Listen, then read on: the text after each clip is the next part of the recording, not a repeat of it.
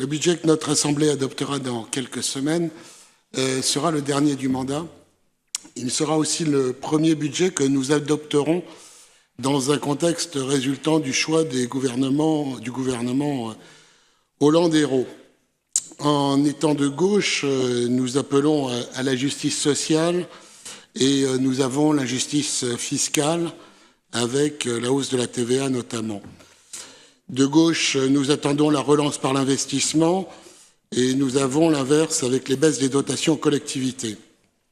De gauche, nous promouvons le développement du service public.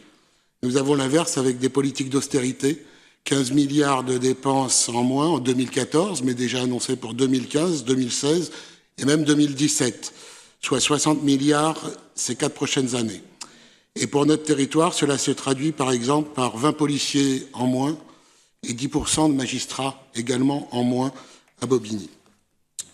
Le relèvement de ces taux de TVA doit compenser les 20 milliards d'euros donnés aux patrons dans le cadre du CICE, le crédit d'impôt compétitivité et emploi, qui, au dire même du gouvernement qui en a fait un bilan au bout d'un an, a permis de créer 30 000 emplois.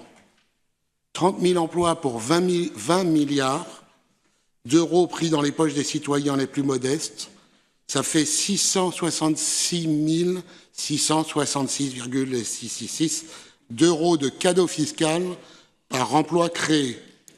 Alors que dans le même temps, sur notre territoire, nous avons toujours 22% de chômeurs et, comme je vous le disais, une réduction du périmètre de l'action publique. 20 milliards, ça fait combien d'enseignants, de policiers, de magistrats? À la louche, ça doit en faire près de 200 000. Le gouvernement déçoit gravement les attentes de celles et ceux qui l'ont porté au pouvoir, dont plus de 70% de dionysiens. De son côté, le Conseil général, qui a augmenté ses taux de fiscalité de 50%, réduit lui aussi les aides aux plus démunis.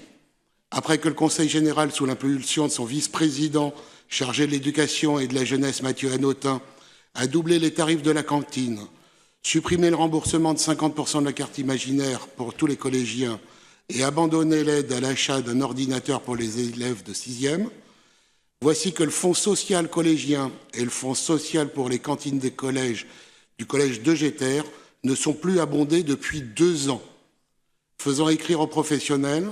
De ce fait, l'assistance sociale n'est plus en mesure d'aider les élèves et les familles qui rencontrent des difficultés pour payer la cantine, les transports, les fournitures, les soins médicaux ou autres. Les familles en difficulté ne pourront bientôt plus inscrire leurs enfants à la restauration scolaire et faire face, pour certains, à des impayés de cantine pouvant aboutir à une procédure de recouvrement.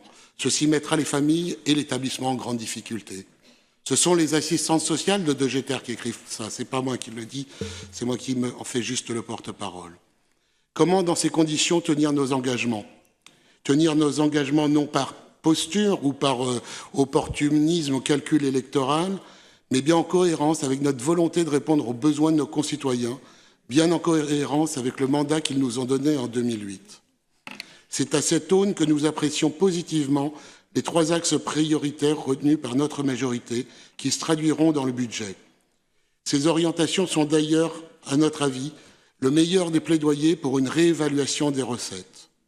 L'ambition d'un haut niveau d'investissement public et d'un développement du territoire devra avoir des traductions concrètes en ce qui concerne la jeunesse pour son éducation et son émancipation, mais également pour le maintien, voire l'accroissement des services rendus aux habitants et l'entretien du patrimoine communal.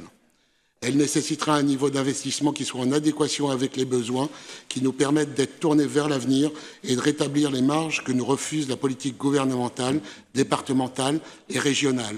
Je pense ici à la rénovation de l'école d'infirmières ou le soutien aux entreprises d'insertion, pour ne pas parler des lycées, notamment professionnels. Malgré le très faible endettement de la collectivité, les perspectives pour les finances locales que dessine le document sont extrêmement inquiétantes. Nous ne pouvons plus en rester aux déclarations. Il est temps d'amplifier la bataille ensemble. Nous sommes une assemblée politique, engageant comme d'autres collectivités la mobilisation citoyenne. Nous sommes pour notre part disponibles et dès le 1er décembre, dans la rue, nous réclamerons la révolution fiscale.